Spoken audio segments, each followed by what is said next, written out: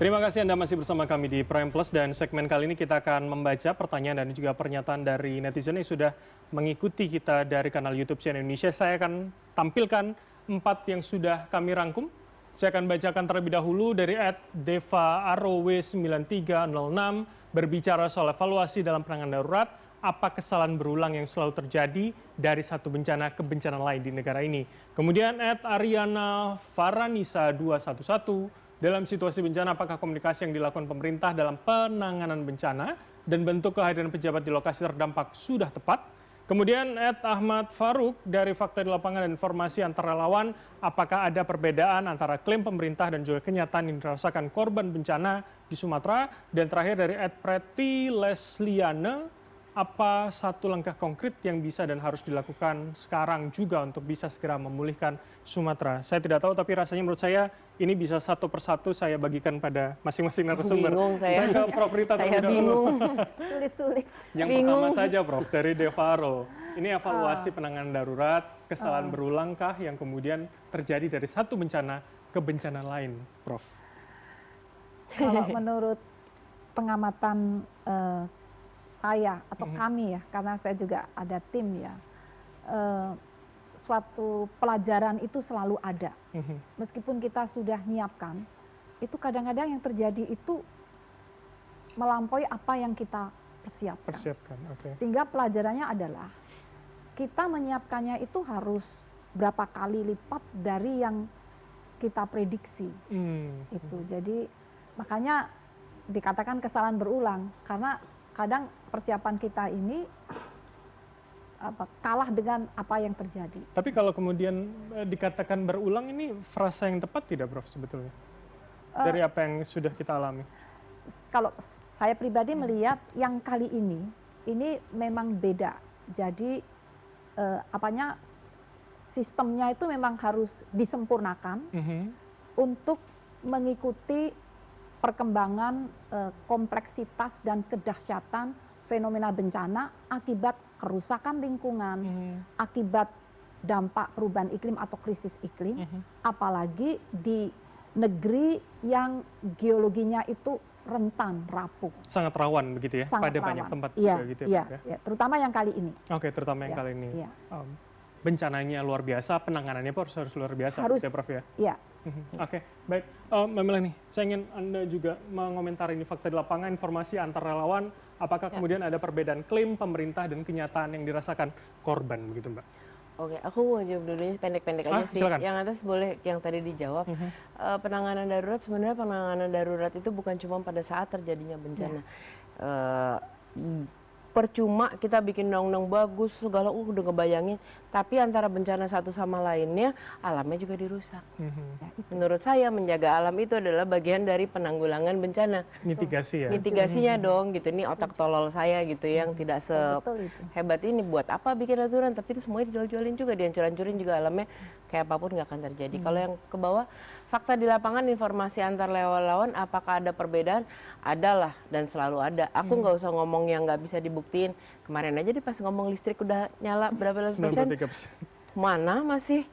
Iya kan, ternyata belum, selalu ada. Oke, selalu ada menurut Anda. Dan pun informasi dari teman-teman tim Anda yang ada di lapangan juga. Iya. Kalau bisa dipersentase, apakah kemudian itu jauh berbeda? Wah, aku nggak bisa ngomong persentase gede ya, karena aku kan tidak tahu semua area ya. Tapi ada sih hampir setiap bencana gue selalu nemuin 1-2 yang beda. Ya itu ya, tapi sekarang kan mereka udah harus hati-hati dengan yang tadi dipresentasikan ya, medsos tuh sudah di mana-mana. Walaupun pada saat itu signal nggak ada, oh orang merekam, jangan sedih gitu kan. Ya, contoh itu aja kemarin deh yang paling deket, listrik yang sudah diklaim hampir 100%. Fotonya kan enggak. Terus abis itu kasih statement yang sama berkurang. Enggak deh, ternyata 70%. Iya, besok 80%. Jangan ngomong hampir 100% di awal gitu. Karena ya itu tadi, orang lagi kecewa, orang berharap that hope itu kan gitu. Hope itu nggak dapat ya turns to anger jadinya gitu. Oke. Itukah kemudian Mas, kalau soal respon begitu ya, artinya sangat gampang sebetulnya berubah atau beralih pada tadi itu, dari antisipasi menjadi kemarahan sebetulnya. Iya, kalau kalau harapan tidak terjawab kan memang Iya. kekecewaan jadinya. Iya, Itu kanalisasi Itu terakhir kan artinya. iya betul, betul. Bahkan kalau kita lihat di media sosial, harapan-harapan itu sepertinya tidak terjawab dan harapan-harapan itu terus terjaga tinggi karena ada komunikasi yang sepertinya melukai gitu ya. Ada janji-janji yang disampaikan. Jadi cocok nih PHP gitu ya. Komunikasi yang dilakukan pemerintah dalam penanganan bencana dalam bentuk keadaan apakah sudah tepat? Sebenarnya bukan cuma kehadirannya saja, bukan cuma komunikasinya saja juga. Dua itu harus nyambung, harus sinkron, nggak bisa satu-satu. Komunikasi saja tanpa ada kehadiran pemerintah. Kehadiran bukan berarti hanya fisiknya, tetapi juga perhatiannya. Gitu. Kalau itu tidak hadir, tidak dirasakan oleh publik, ya komunikasi seperti apapun tidak akan bisa diterima. Saya kira seperti itu, Bram. Oke, jadi memang sangat gampang begitu ya untuk kemudian berubah. Orang kalau udah punya harapan tinggi semudah juga nanti dia kecewa. Saya kira nanti Prof yang bisa menjawab Sabar, itu saya akan lempar ke Mas Nyarwi kalau begitu. Termasuk Mas, yang soal ini, apakah komunikasi yang dilakukan dalam penanganan bentuk kehadiran ini sudah tepat atau belum? Kalau dikatakan sangat tepat ya belum, tetapi bahwa itu sedikit ya meredam atau mengobati kekecewaan masyarakat itu saya kira sudah berlangsung. Tadi ada grafik ya sempat naik kemudian sempat turun itu kan menunjukkan verifikasi itu. Tapi satu sisi gini ya Bram ya, ketidaksiapan, tidak siap dalam arti mengantisipasi ya, baik dalam pengelolaan khusus kebijakan pemerintahan di masa bencana itu satu poin ya. Bagaimana kementerian semuanya dimobilisasi misalnya, pemerintah daerah dan seterusnya. Kita itu belum loh. Pemerintahan darurat dalam tanda petik ya. Ketika bencana besar terjadi. Nah itu satu PR. PR yang kedua saya kira komunikasi publik itu sendiri. Nah itu protokol-protokol yang harus dilakukan mestinya juga sebaiknya dilakukan. Tapi satu lagi yang menurut saya paling bahaya ya, khususnya untuk para pejabat ya. Masyarakat di era medsos sekarang itu kan luar biasa mudah memverifikasi. Saya kira yang pertama yang harus diingat itu jangan overclaim. Iya. Karena itu akan tidak hanya melukai, akan memunculkan resistensi bahkan arus balik. Itu frase yang tepat ya, overclaim ya. Pertama tolong itu saya ulangi ya, jangan overclaim. Misalnya tadi contohnya ya, sudah 90%, faktanya mungkin 60% misalnya. Ya, nah jadi ini harus hati-hati karena menyangkut apa? Mungkin bagi kita itu statistik dan angka. Tapi bagi masyarakat, kita bantu sekian ton. Lah ini mana makanannya kan gitu. Itu menyangkut hidup mati orang-orang di daerah. Yang saya kira gitu. Nah terus yang kedua juga sensitif dan mengerti. Ya karena ini agak susah ya. Kalau orang sudah punya pengalaman penanganan langsung di bencana, bahkan pernah menjadi korban mengalami gitu ya, menjadi aktivis. Saya kira ketika menghadapi situasi dia dengan cepat punya sensitivitas. Nah biasanya kadang-kala kan kelemahannya adalah kalau orang belum pernah gitu ya, dan banyak elit-elit kita kan ya tidak semuanya punya background seperti itu. Nah sensitivitas itu nggak terbentuk. Nah kalau ini menyangkut sensitivitas dan masyarakat terlukai, itu saya kira akan ramai dan sentimen negatifnya nggak bagus juga.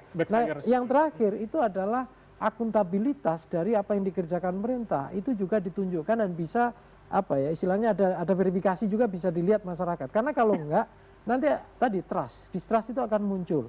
Ya kalaulah misalnya diperlukan, apakah pemerintahan harus berkantor gitu ya. Saya kira itu soal apa ya pilihan-pilihan dan prioritas kebijakan politik pemerintah. Tetapi paling tidak misalnya orang kalau misalnya tadi disebutkan Bang Rizal, Pak Prabowo mau melihat paling enggak datang seminggu sekali. Nah itu satu poin nanti juga saya kira masyarakat akan lihat.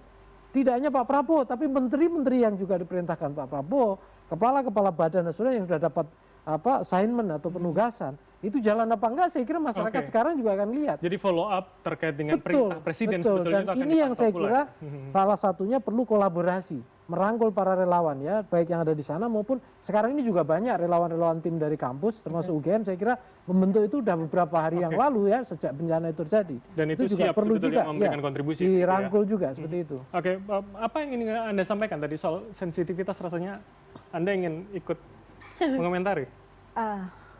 Jadi kebetulan saya pernah menjabat juga, ya. Dan saat saya di posisi pemerintahan, saya tuh mengidap suatu sindrom, sindrom yang selalu gelisah. Kok laporannya bagus-bagus? Kadang saya tuh udah punya prinsip too good to be true. Lebih baik. Sesuatu yang indah itu apa yang mungkin? Nah, itu sejak saya masih di perguruan tinggi gitu. Jadi sehingga makanya kalau bagus ini malah saya ayo ke lapangan kita cek gitu ya. Jadi ada sense perlu ada sense itu ya. Apalagi sense of crisis itu ternyata tidak mudah kalau tidak terbiasa.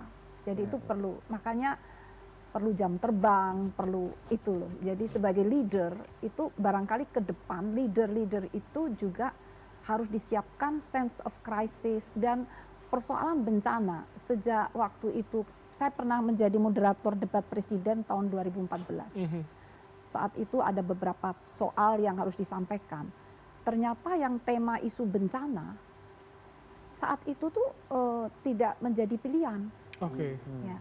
Dan saya melihat bahwa di beberapa periode itu yang pernah benar-benar concern dengan bencana itu saat waktu ada tsunami Aceh. 2004 beliau ya, presiden saat itu beliau benar-benar concern dan stay di sana, bahkan wakil presidennya juga. Nah, tapi mohon maaf setelah itu kayaknya isu bencana itu bukan menjadi prioritas. Sehingga waktu saya ada di pemerintahan dalam konteks untuk antisipasi bencana, kami selalu kirim beberapa laporan itu nampaknya juga kalah dengan isu-isu yang prioritas itu tadi. Ya, prioritasnya tuh kayaknya belum menjadi kalah perhatian. dengan Oke, baik. Ini sebenarnya menarik kalau dikomentari Mas Nyarwi, tapi tahan dulu Mas, karena kita akan jeda senak untuk tetap bersama kami di Prime Plus.